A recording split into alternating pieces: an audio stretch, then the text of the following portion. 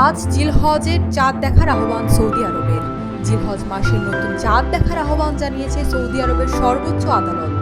আজ বৃহস্পতিবার সন্ধ্যায় দেশটিতে বসবাসরত মুসলিমদেরকেও চাঁদ দেখলে তা নিকটস্থ আদালত বা সংশ্লিষ্টদের জানাতে বলা হয়। জানা যায়, সৌদি আরব সহ মধ্যপ্রাচ্যের দেশগুলোতে জিলকদ মাসের 29 তারিখ, আগামীকাল শুক্রবার 30 জিলহজ। চান্দ্র হিসাব অনুসারে আরবি মাস 29 দিন হওয়ায় সম্ভাবনা রাখে।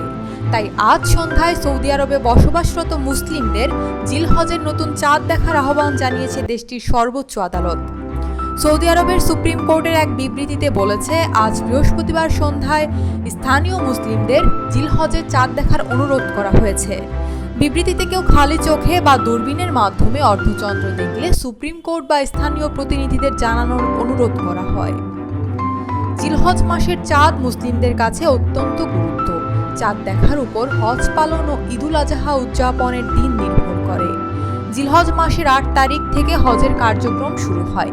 এরপর 10 তারিখ সারা বিশ্বের মুসলিমরা ঈদুল আজহা পালন করেন এবং পশু কোরবানি করেন। চাঁদ দেখা সাপেক্ষে আগামী 15 জুন 9 জিলহজ আরাফা প্রাঙ্গণে হাজিদের সমাগম অনুষ্ঠিত হবে।